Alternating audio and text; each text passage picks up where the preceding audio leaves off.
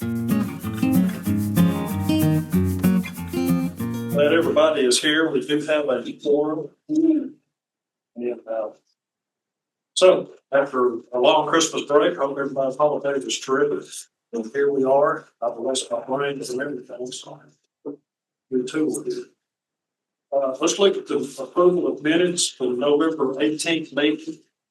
Anybody's got any comments, additions, deletions, corrections?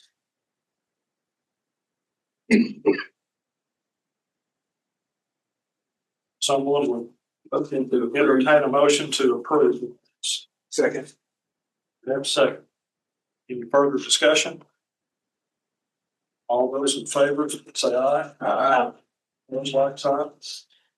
The minutes are approved for November 8th. Next item is guest and public comments. We have one person, Shannon Bryant. Hi, friends. Thank you all for listening to me today. I'm Shannon Bryant. I'm the board president of Blount Pride. That's the LGBTQ plus pride organization for Blount County. So I was here for the previous meeting. I just want to strongly suggest that you all follow the recommendation of your professional staff and not move or remove anything from your shelves. Libraries are and always should be places where all people can find themselves in the materials. And about the infamous picture book, Fred Gets Dressed. Has everybody read it? Has everybody read it? You've looked at it? My son is 18, and when he was 4, he asked me to be Tinkerbell for Halloween. And I said, sure, honey, and I love you. We're gonna go get your Halloween costume in a week. My son, A, he picked out a Jedi costume instead, but B, he was then and is now male. What's depicted in that book is just good parenting, and I don't know why it's such an issue for it to be on these shelves. I appreciate the work that you all do, and I very much appreciate this beautiful library. Thank you for listening. Yep, thank you. Okay, let's see. Now, the moment you've all been waiting for is my report. I really don't have a whole lot to say. I'm attending semi-annual board chair meeting that Liz has organized. This Thursday at 1 o'clock. So it's at 1 o'clock. I'm going to Zoom, so I don't have to drive to Athens. So that's what I'm doing this week. And other than that, I've kind of stayed in touch with Dustin through the holidays, and I popped in here every few days and aggravated everybody. So I don't really have anything specific, but I would like to go on record and say I appreciate the staff and all their hard work keeping the place going. We do have the parking lot striped, which looks better. So you no longer have to park over the oil spots. So that's a plus. Okay, Dustin, would you like to give your report? Absolutely. The restriping project, I have to give kudos also to the maintenance team for working that out. There was quite a bit of delays, unfortunately, due to rain and the cold. However, the maintenance crew that actually did the restriping, you guys may not know it, but they actually did it over the Christmas break. Well, Christmas Eve, Christmas Day, and I believe the day after Christmas, to make sure they could accomplish that without any interruption to the public. And they did a phenomenal job. I did want to notify all of you, some of you are already aware, but the elevator is currently down and inoperable at this moment. We have contacted a vendor who looked at it, and unfortunately it needs new parts that are being shipped and are hopefully on their way. We're making steps right now to be able to handle the typically 3,000 donations that we get per week. To be able to make sure that they're somewhere in the house so that the friends don't have to carry individual boxes down the stairs. Thank you very much to the friends and specifically and to Vandy and the whole ops team for their patience in this matter, because I know that that's been a big challenge to say the least. I want to talk about holidays. My goodness. This is my first time being in Blount County for the holidays. And I can't even start to tell you how exciting it was. I mean, Santa came, we had more than 300 cups of cocoa that gave out, but I actually think there were 350 to 400 people there. Whenever Santa arrived in his sleigh, he and Mrs. Claus mentioned how the parking lot already looked full. And I told them, actually, nobody's shown up yet. That's just our typical day. So that was really nice. The gingerbread houses, we had 245 people vote and participate on that. And looking at some of those gingerbread houses makes me not want to do it next year because I could not do it justice. Oh my goodness, I was blown away at that as well. We had a string quartet and an opera that came out as well. Each of those times we had to pull out extra chairs because we didn't have enough. We ended up actually having standing room for the quartet. It was beautiful. We were gifted an additional $3,500 to be spent on our Overdrive and Libby books. We were one of 2 libraries that were highlighted to receive this gift from Overdrive. And so I just wanted to kind of give a shout out to that specifically. That's a big help. The Blount County Public is incredible. Our giving tree that was in the front of the library was put together by the Salvation Army to help anybody that's in need, that's experiencing homelessness right now. People would take off one of the tags on the tree and it would be everything from socks to Bible to coats to everything, you name it. We had to refill the tree at least 5 times. It would have been more. However, we actually had the person from the Salvation Army get ill and could not come in to restock the tree. And I had 3 donations without tags because they said, well, we want to help, but we don't know what we're supposed to get, so we just guessed. Wow. One of the funnest parts that I found out was from our PR team. We put out old letters to Santa that were from the public. One specifically I wanted to highlight was from 1926, where a gentleman asked for a tool chest, some candy, and some fruits and nuts. Someone found that online on our social media post, and it turned out to be his grandson. And so he ended up trying to get us to get a copy of this because this came from his grandfather in 1926 when he was 4 years old. I have to give a special recognition to Summer. Summer has been appointed by the Chamber of Commerce Creative Arts Committee to serve on the Fine Arts Committee as a representative for the library. They met with myself and Summer to the Blount Partnership to try and highlight new and invigorating ways that we can highlight local art in the community. And that's whenever they offered us a seat at the table to be able to help kind of discuss those things. And Summer volunteered and was approved.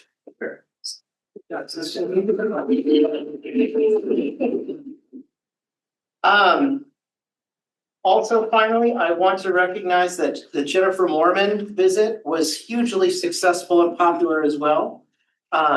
Many thanks to Lisa Mizowski for helping us to connect with the publicist that made that happen. Jennifer Mormon was a USA Today bestseller who was starting a national tour of her new book, and we were chosen as her first stop in her national tour. It was highly successful. We had 32 people show up, several people that weren't even registered, and most of them as they came in said, I've never heard of her, but my goodness, I'm going to read her now. I think her book specifically mentioned it was like a mix of a Hallmark movie and Night of the Museum. So if that's your read, then there you go. I aged myself, actually. I said the Indian in the cupboard the first time I said that out loud. So finally, tax time is upon us. Tax preppers are being trained as we speak, and they'll begin scheduling reservations in the next week or 2. And other than that, we will have a couple of position changes.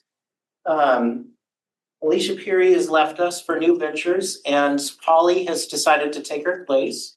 So you will see Polly moving from the teen section in the children's area to the adult section. And we will begin looking at some possible adjustments as for that position as well. So that's my report. Okay, thank you. The budget, is that on Janae? Right. Okay. As you can see, this month, we have I'm sure you guys have been awaiting with bated breath, the new charts that will give you a visualization of what you're seeing in what you're being told in the narrative, and then what you're being shown in the month by month spreadsheet that is included in each packet. All things considered, if you're looking at the chart, this shows you a cumulative. So what you see in July is then what you see in August and July. And then the line that goes from the left to the right, that shows you our trend.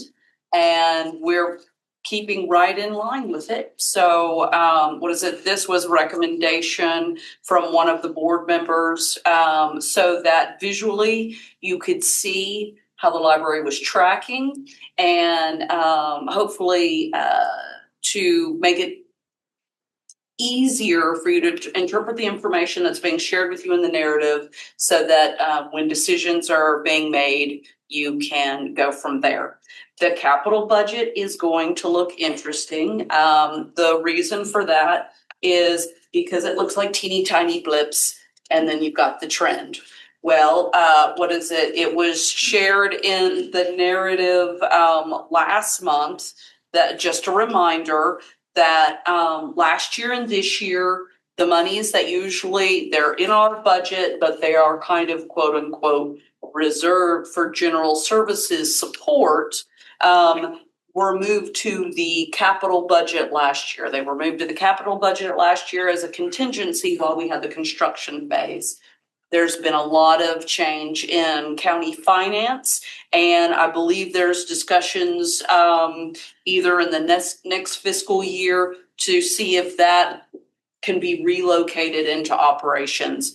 If it's in capital and if it's in operations, it doesn't mean we can't use it. It just means that usually when you've got funds that are in operations, it implies a type of usage. When it's in capital, it implies a type of usage. So to make sure that we're communicating clearly, we want to make sure that those funds get moved back into operations versus living down there in capital. However, that's an ongoing conversation with Dustin and the finance department. And as there's an update, we'll go from there. As you can see, we're doing very well in our revenues. We are tracking our spend in our food supplies, because that is a line item that we are moving through quickly, and we've got strategies on how to make sure that lasts us the year. So any questions?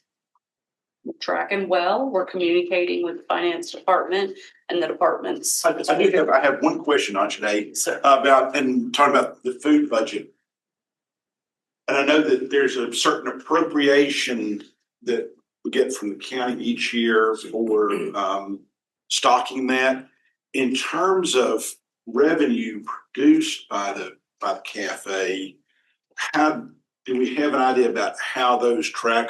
Are we offsetting what's spent for supplies by what we bring in? Is it something that's kind of almost like a zero sum where that is what we're working towards. Those figures have been shared with Dustin. He's had conversations, so I'll let him speak further onto that. But yeah. Well, I first of all have to recognize Anjanae, who first of all noticed this trend that our revenues to our expenditures were off way back in October. And so had it not been for her quick noticing this deficit, we wouldn't have been able to make adjustments now. And so after talking with the county, our revenues are substantially up compared to our expenditures. However, we're not necessarily at a place where I'd like to see it at this time. Okay. And that's why in this, in the budget for next fiscal year, what I'd like to do is request a small addition of increase for the food supplies because of the cost of goods and services. But there is a reality, unfortunately, due to the consumer price index, we're gonna have to raise prices in the cafe. That's kind of what I guess that was my roundabout way of asking if that was probably coming down the pike on that. That's Okay. correct, yes. We are exploring all options to make sure that we're maximizing both the dollars that we spend and the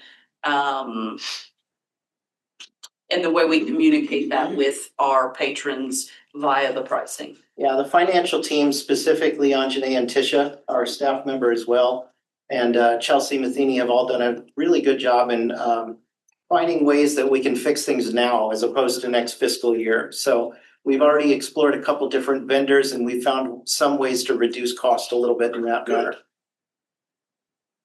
Thank you. And that's it for me, unless anyone else has any other Further questions. questions?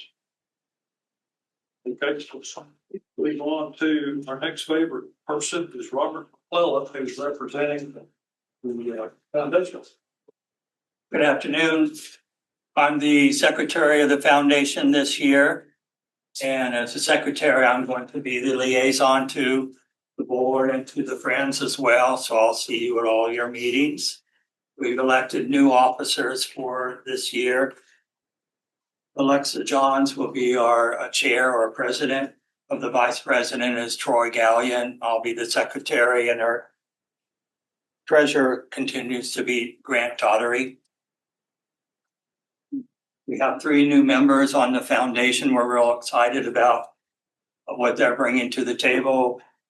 They include Ken Wells, Regina Jennings, and Rachel Littrell. And so we're looking forward to seeing them. Let's see. We've been talking about the criteria or the parameters of figuring out which projects we would want to help fund. And so we're in that process of kind of articulating that within ourselves so that we know what that looks like for us and how we're going to communicate that to others. And we're also talking about coherence and what we do and how that matches what all the board does and the friends do and so on. And we've been talking about how we can and continue to be advocates for the library. I think those are 2 main things for us. How will we advocate for the library, coherence? And I think I have a question. Has there ever been a time which there was kind of a overall meeting of the friends and the foundation and the staff and the board together where we all have a conversation about what the library does, just to see where we're going, see how we're matching, how we can collaborate with one another? Has that ever happened? Actually, it's happening right now.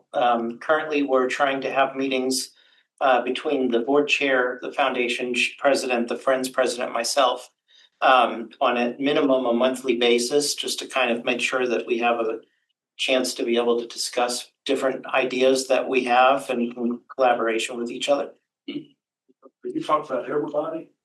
No, I was kind of thinking that kind of meeting or discussion might also include staff from the library, where it's kind of like a really common visioning kind of thing or communication. Yeah. So that same kind of messaging is coherent, like I say, and not. We're having those, as Dustin said. Yeah. January 23rd is our next meeting.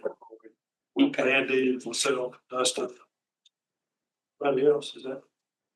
I bring my vice president. Yeah, she brings her. I guess Alexa would be invited to that or? Yeah, Alexa will be there for that. Good. Yes, we've been having those for a while to see who does what, trying to figure that out, because the foundation is kind of laying fallow for a little while, so we're trying to get that back. So I don't know how less tactful to say that, but that's kind of, it's been kind of a false start. We want to make sure we get everybody on the same page. Yes, we're having those now. Okay, thanks, Robert. Vandy, your turn. And Robert, I would add to that, all three entities have been at various stages of doing strategic planning in the last year and a half. So it was a really good time for us to finally start. We started meeting a year ago in the fall. And it's been, you know, you and I were together on the Friends Board 10 years ago, and I had served on the board for 2 years before I knew we had a foundation. So we're better than that now. So yes, to echo Dustin, in the life of the Friends of the Library, the elevator being down has been a pain in the neck. And in some ways risky. I've been very concerned that we have some elderly volunteers that are still trying to schlep books up and down the steps. And so the operations team of the Friends has been working hard and coming up with solutions. And one thing I want you all to be aware of is right now we have stopped large donations. And so we're handling that as tactfully and kindly as we can in the community. Because the truth is, any of us have been involved in schools and institutions like this. This may be fixed next week. It may be fixed by Easter. You just never know. And we really can't handle a truckload of donations right now. So we're putting a hiatus on those and still trying to have business going as usual, just using the stairs. So pray for us. The December sales, we did our winter sale in December. Almost broke another record. We're pretty steadily breaking 20,000 in revenue out with our quarterly sales, and eBay sales. We got our 6-month report at the end of December. It looks like it will break all records for this fiscal year. Dee Barham, who many of you know, who preceded me as chair, has now taken on the eBay team and is doing amazing things with them. And so they're grinding out. So yes. And then the last thing I want to let you all be aware of, as you know, we went through a strategic process this last year when I came on board. So we updated our mission and approved it last spring. We worked on a strategic plan, and right now we're working on the implementation of that. And what's odd is normally in a strategic process, the thing you start with is not the mission, it's not the strategic plan, it's the vision. And for all kinds of reasons, we postponed it until the end. So, because we had some things that needed to get fixed quickly. So in 2 weeks, we're doing a 2-hour visioning workshop with the board and a facilitator to figure out, okay, we have gotten really, really good at what we do, but where are we taking it? And what are we going to be in 10 years or 15 years? So I'm hoping it's going to be a real valuable conversation. And of course, anybody's welcome to come. So that's pretty much where we are. Thank you. Any questions for us? Okay. Speaking of the meeting day, so someone who'd like to volunteer to attend that as a liaison from this board, Richard Fogg, I think has been going to those. He's not here tonight. So. It'll be an odd meeting. We'll have about a 20-minute business meeting and then about a 90-minute visioning. That will be on January 27th. 7th, correct. I'll try to send a message to Richard, see if he'll attend that or not. Okay, thanks, Mandy. Liz, Hello. Ocoee River Regional Library. Yes. So you'll have a copy of the January report as well as the regional ebook and audio download system, which is READS, which is Libby, circulation statistics for December. We have started the new year off the ground running with training. We utilize a training platform for asynchronous training for library staff to be able to take recorded webinars and that kind of thing at their own leisure and their own pace to meet the requirements of CE that they have by being part of the regional library system.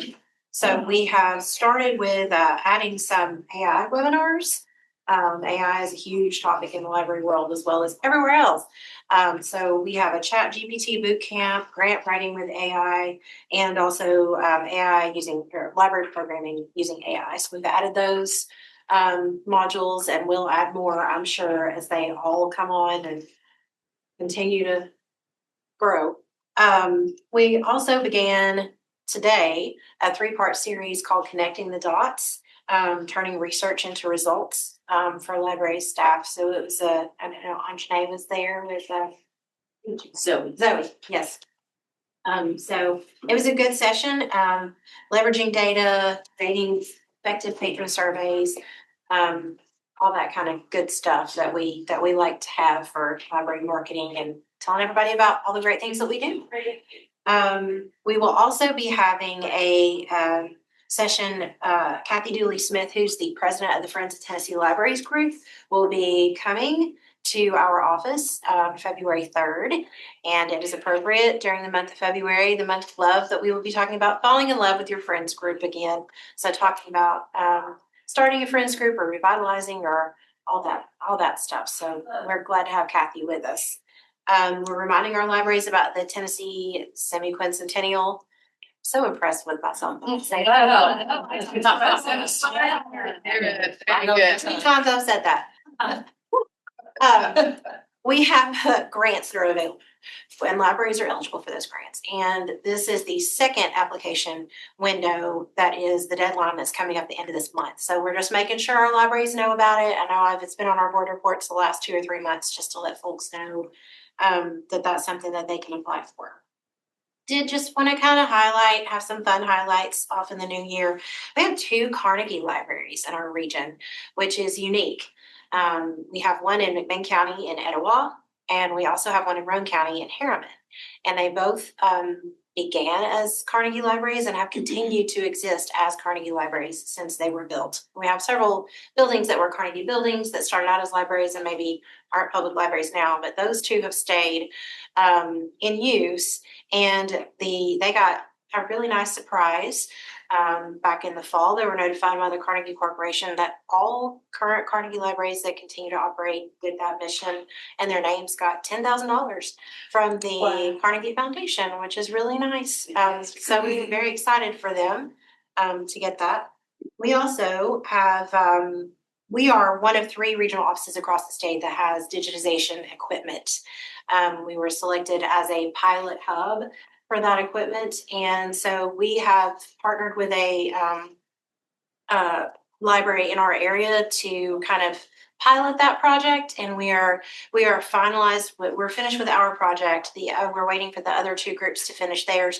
And then we hope to have more information about how local historical groups or libraries that have interesting collections that need to digitize those. It's only print materials, so no microfilm or anything like that. But we hope to have more information about the application process and all that kind of stuff so that folks can come to our office and use our equipment to digitize materials. And then the only other thing I have are 2 core competency certificates for 2 library staff who completed those. And that's a big deal. That's why they get a pin and a certificate, because it's 28 modules and 10 CE hours. So kudos to Maria and Karen for completing those. All that. Okay, thank you for this. Let's move on to old business. So first item is the code of ethics revision. So revisions, we talked about this for a couple of sessions, and I think we must have the final one to vote on. Is that correct? In the packet, it's had language changed around, but modified, improved. There you are. So, if you had a chance to look at this, this is for the library board. This is for us, board of trustees.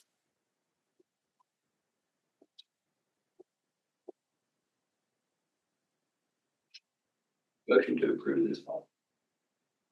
Motion to approve. Is there a second? Second. Any further discussion? Hearing none, we will approve the code of ethics policy. So now we can all become ethical. That's right. Do we go to that? Sorry. Oh, I'm sorry. Did we not vote? All in favor? Get all finishes. It's fine. Maybe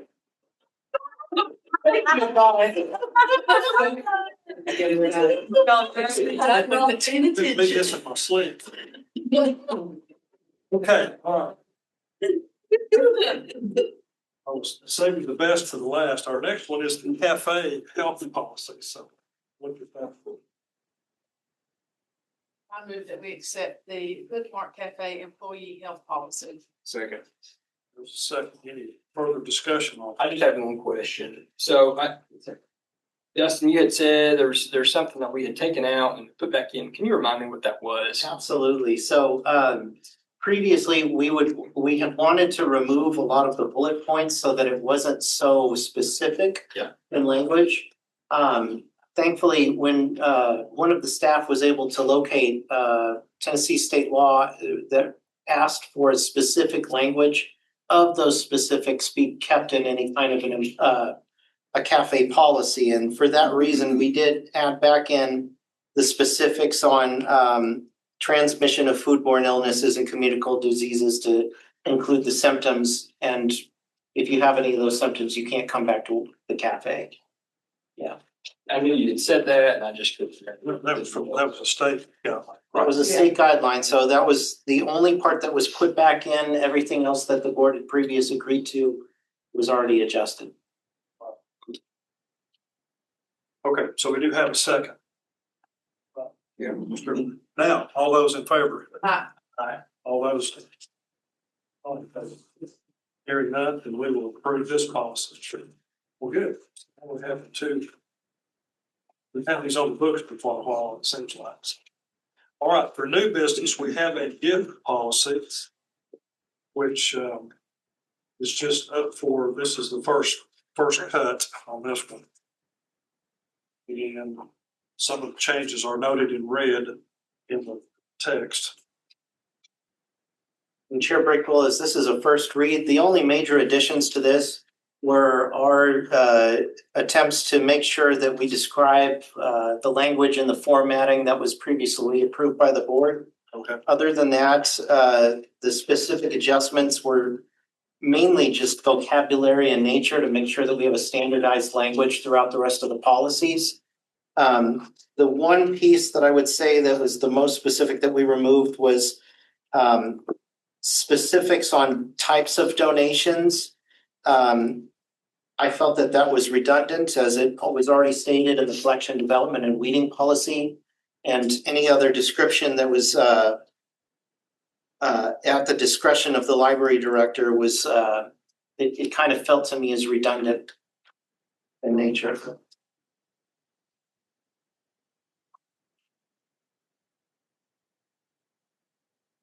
So does anyone have any immediate concerns on this one? If not, we will make these corrections. It'll be up for vote at our next meeting. Yes, sir. And let's see, the next one is the book review project recommendation that we had our previous ad hoc meeting at 4 o'clock to discuss that we are in compliance with the state requirement of books that we review. Did I say that correctly? To determine if the board's decision on. So the staff put this report together, which we will submit to the state, which is due January 19th. Let's we'll extend it. But the staff reviewed all of the books in question. We meet the policy of the state at this moment. So we need a motion to approve that. I move that we accept this recommendation, thank you, from the library staff. And send it to the state. Motion to approve the staff recommendation in response to the request from the state. How's that? Is there a second? Second. Any further discussion? All those in favor, say aye. Aye. Opposed? Nay. Okay, motion carries, and we will proceed and submit that recommendation to the state.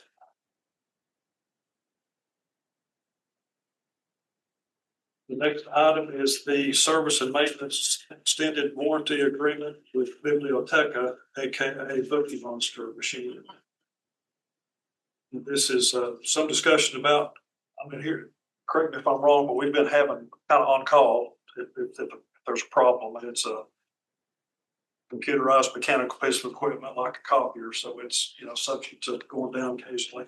And this is a service contract, which supposedly will save us money in the long run. That kind of. Yes, sir. Currently, whenever the material handler was first installed, it came automatically with a 1-year warranty on all services and parts. And what this warranty covers is any kind of issues as they come down. We don't have to pay for the hourly rate for a technician to come out to investigate what's wrong. We don't have to pay for the parts as they come in, nor the installation. All of that is covered in the warranty. We would like to have this extended if possible, just for a period of no more than 2 years at this moment.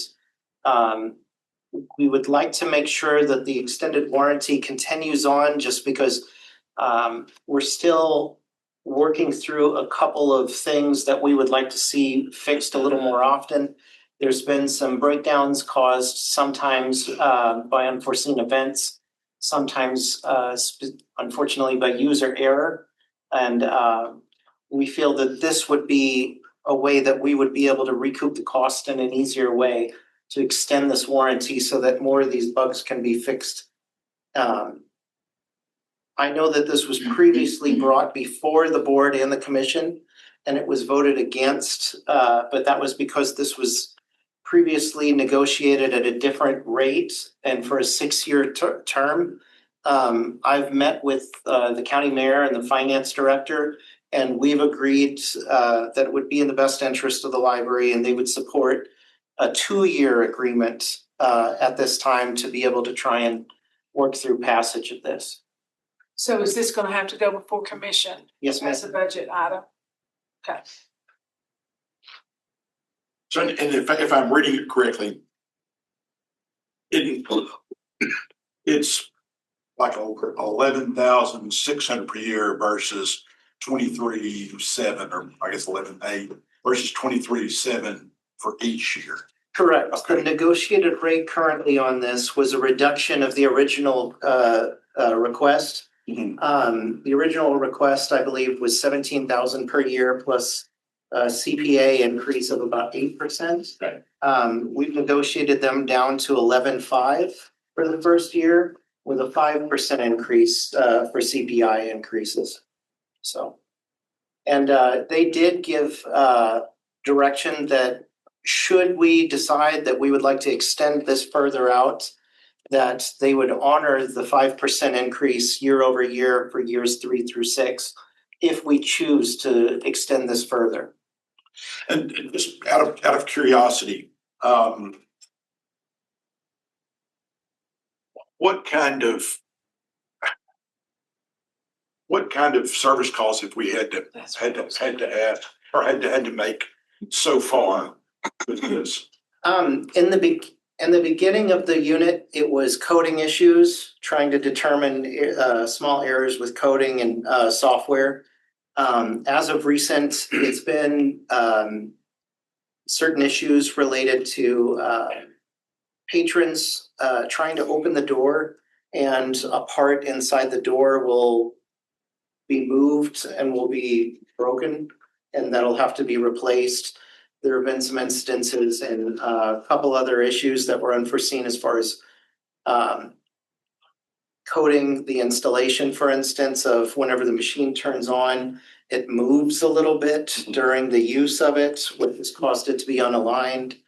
And so there's been little things here and there that have been causing a breakdown for that matter. And that, so it's one that, at least to this point, and most machines will nickel and dime you to death. Mhm.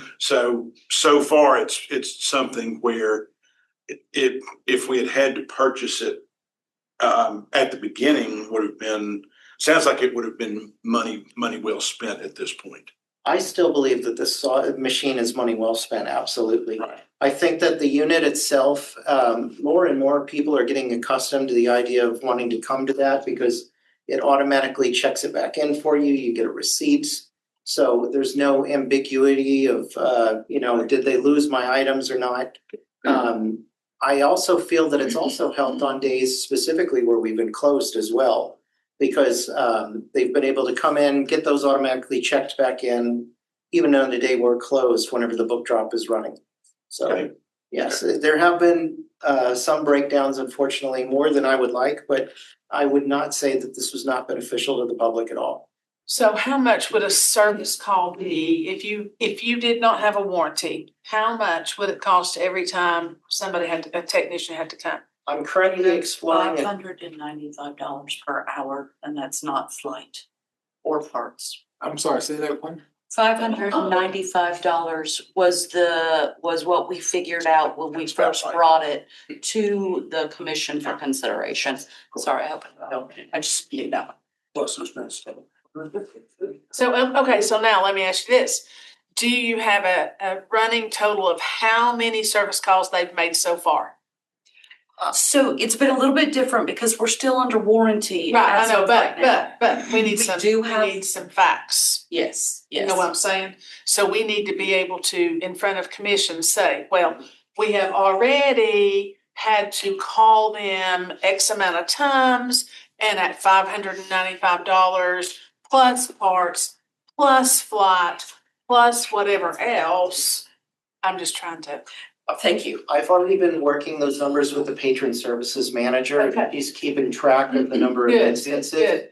I can get whatever data that you'd like to present before we present it to the commission, absolutely, Yeah. but we do have at least 3 months of data. Okay, good, because that will be helpful, Yes. because then we can do some math and say, well, look how much it would have cost us if we had not been under warranty, and what if these trends continue, then. So, yeah. Exactly. Okay, a couple questions. Yes, sir. What is the length of time when the average problem comes up that's down? How long does it take for them to get here to fix it? How long is it unavailable to use the Bookie Monster? It's a hard question to answer because it's kind of relative depending on what the issue is. If it's something that we're able to work through over the phone, a matter of maybe minutes, sometimes an hour. There have been a couple issues That's where so $595 if it's a matter of minutes, is what you're saying. for an hour, yeah. Okay. If a technician does have to come out, absolutely, yeah. Oh, And okay, they're yeah. generally here for at least a day, if not 2 days, sometimes to investigate what the issue is, to do troubleshooting. Work days, it's not 24 hours, but yeah. Second question, and I've seen it, I've driven through it, but are there signs? You had said something about people trying to open it. Is there a sign? People don't read signs, but is there something that says, please don't open the Bookie Monster, it's automatic or whatever, so that could cut down on that. Yes, we've attempted to make a sign as well as we've even bought specifically a stop sign shaped one to say, please don't put donations in the Bookie Monster, take them around the back. And marketing team has also created a how-to video that we've pinned to the top of our social media so that it's right front and center whenever somebody goes to our website. And as you say that, we have another opportunity with, we have a welcome campaign, and we can start adding that to the welcome campaign. So when, like, how to feed our bookie. So. Dustin, is there like a QR code you can scan as you come up with your phone to like watch that video? I'll write that. There's down. about to be. That's a great idea. One other question I had, does this include any technical training for the more simple fixes that may be resetting something simple? Is anybody get any sort of training based on what we're paying for here or what they're paying for? Yes, so the patron services team We have some specific people on the team that are kind of experts on the machine that kind of work through the unit. Beth Copenhagen, Coppinger, I'm sorry.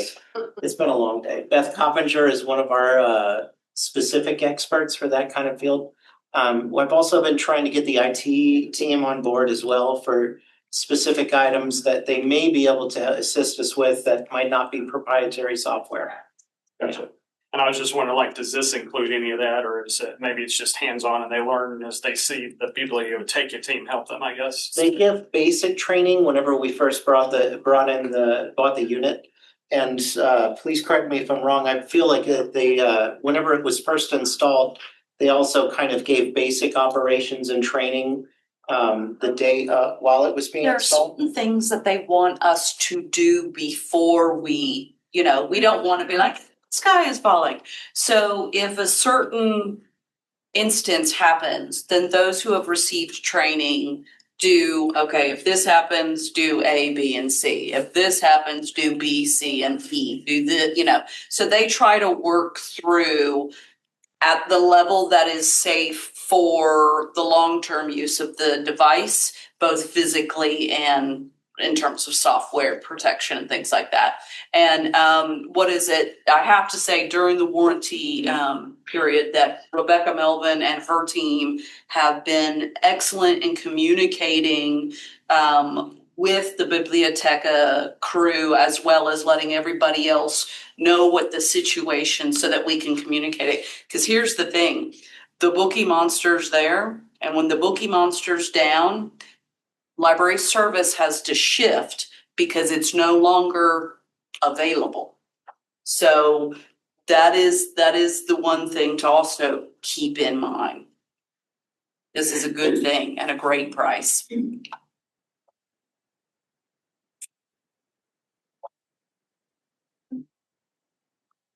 Good negotiating. So we need to vote on this to send it to commission. I would entertain a motion for that.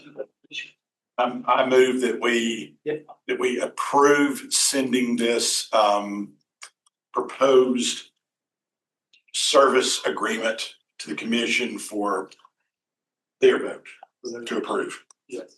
Is there a second? Second. Second. Any further discussion? All those in favor, say aye. Aye. Opposed? Motion carries, so we will send this to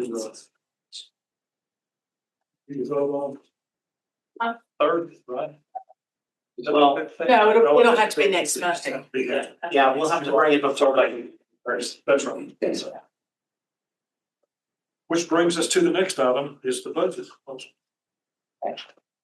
This is for fiscal year 2027, right? Fresh. Okay, who's in charge of that, right? Well, this was honestly a combined effort, and I have to say that I could not have done this without the help of Anjane Bhulan. So I mean, a lot of this involved very detailed looks at analysis of some of the numbers that we've had in the past. It was a team effort completely. All of the department heads were involved. Summer was involved. Anjane was involved, finance. As of right now, I tried to break down the numbers in a way that would make sense, not just to a numbers person, but also to a layman's person that's not normally invested in Excel, for example. For salary and benefits adjustments, we don't really have any control over that. That is handled inside the county. One thing that I would like to propose that I have been working with the mayor about, the mayor has verbally given me his support of this initiative.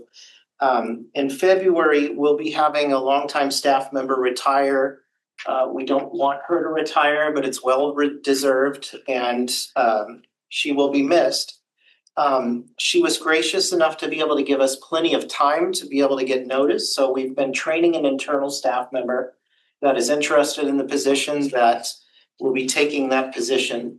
With the vacancy savings, given the number of books that we circulate, particularly in the summer, we felt it was important to at minimum try and grab onto perhaps a teen to do a summer job.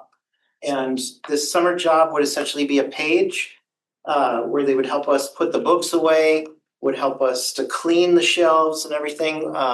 We generally have a good number of volunteers available during the fall and the spring, but during summer break, they disappear and we don't know where they went. So we're hoping that this temporary position would be enough that we would be able to have a little bit of an extra assistance to where the staff could focus more on the programs since our programs have ballooned in the summer. This will cost us very little in excess to the vacancy savings for this next fiscal year, somewhere around the tune of maybe about $600 in total. So this will be kind of offsetting the vacancy savings that we have from this person retiring versus our new temporary position for a 15-week period. Are there any questions about that at this time? The person retiring is not going to be replaced permanently. That's not the plan. She will be replaced, but she'll be replaced by someone that is not 17 years in, and so they'll be at a reduced salary, essentially. So in addition to that, with contracted services, we have been anticipating the cost of our contracted services to rise because of the consumer price index. All the time we've seen, some of our databases will increase just because the prices increase. We have an incredible amount of people right now asking for ebooks, and looking at the numbers from last fiscal year, we've actually risen, but our current checkout ratio of physical books to electronic books is 1/3 of all books checked out are electronic. And so we would like to increase that number a little bit and then offset that a little bit by reducing the amount that we're putting into our physical books. We would also like to reduce the amount and offset amounts by reducing our capital budget that we have currently. So if you were to look at the chart that was just provided you by Anjane, currently our capital spending is approximately 1% of our total budgeted amount. And that was because it was moved into capital as a way to ensure that we have a safety net essentially during the installation of the AMH system.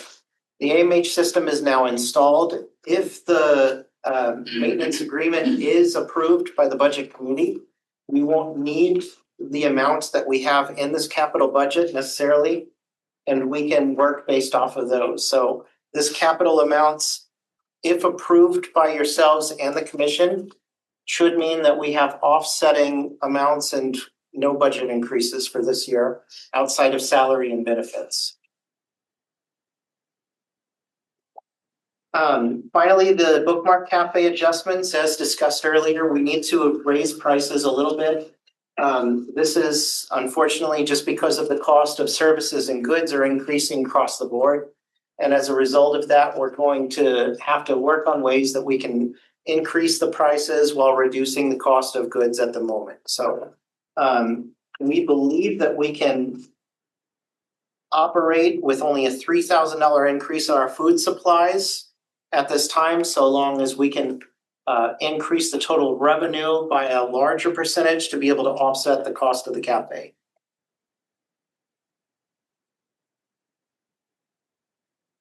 So as of right now, this is a first look at the budget. If you guys would like to, feel free to look it over, and I'm here for any questions this entire month.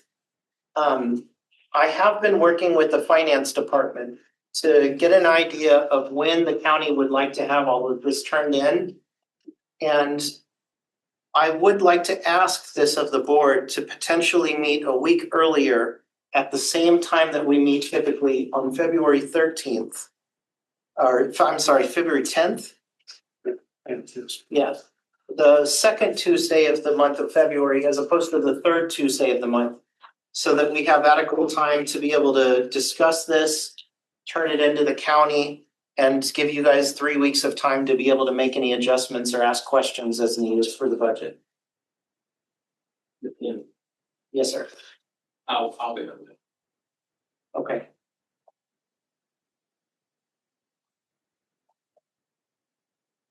Okay, I'll entertain a motion that we move the meeting to February 10th. So let me, just so I can clarify Yes. before we have the motion. So rather than doing the regular board meeting on February 17th, we would do it everything February 10th. With your approval, yes. I haven't been given a firm deadline yet as far as what date specifically the county finance department expects it to be turned in. I know how this goes. Well, no, I was gonna say, last year, we had to get it in like the day, like, it was around the teens, between the 14th and the 16th. Now, it still takes a while to get to you, but once we get it, Oh, yeah. finance has to zhuzh their stuff.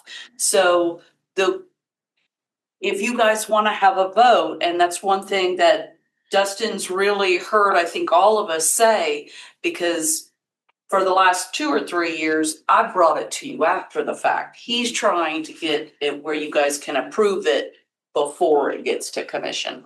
So if it can happen, it's more in line with what the timeline we're aiming for. So just our regular meeting in February will be moved up to February 10th instead of the 17th, and it'll be the regular time and nothing extra. Yes, ma'am. And I've just proposed the 10th because it was a Tuesday. Sure. If it works at the board's pleasure for a different date, I'm open to any other suggestions. I have other commitments on that particular evening.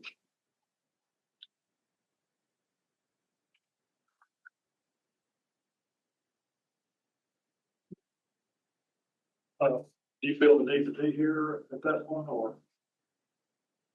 If it works for everyone else, that's okay. Anybody else have any conflicts? Just have the commission meeting, but I can skip one week. Okay.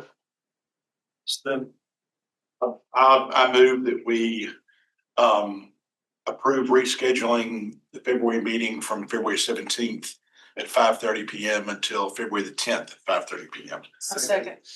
second, any further discussion? All those in favor say aye. Aye. Opposed? Well, that carries, so we will meet on February 10th. We will keep Kyle informed, we'll send you the work. Summer, you might want to send that out like Yeah. tomorrow for the people who aren't here, just, thank you. Yes, anyways. Let's see, real quick, let's see, other library meetings, the commission is the 15th, and on to that, they're on. Not often, I'm not going to that meeting. I'll be at Disney. there you are. I'm leaving on a big bus tomorrow, Thursday morning at 5 AM with Disney. Okay. There were no budget items this month, though. It was just all. Yeah, I forgot, they have to put it We've on already the met agenda once. for the next. Yeah, we've already met once. Okay, let's see, the foundation meeting is going to be this coming Friday. Our new staff, or new members and so on. Friends we already talked about, Maryland Council, I don't think there's anything there. I'll totally miss that one. Yeah. So next meeting, February 10th. Okay. Well, thank you all for tonight. That's all we have on the docket. I have something that somebody had asked or talked about earlier. Sure. I'm just curious if we're going to at the library, the semi-quincentennial. Everything planned, thought, I mean, it's coming up quick. Yes, sir. So there are a couple of different ideas that have been entertained by the staff and some ideas that I've been trying to push forward. One specific one, this was brought up in communication with Tim Walker, the current Blount County Genealogical and Historic President. One of the ideas that we had discussed in tandem was getting together a bunch of different historic organizations around Blount County.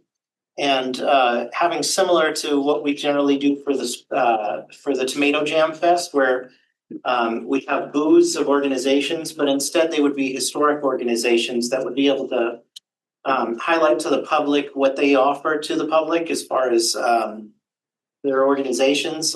I have been in talks with the city manager for Maryville, Greg McLean, who does a very impressive presentation on the history of Maryville. So we'd like to get displays involved that are of a historic nature.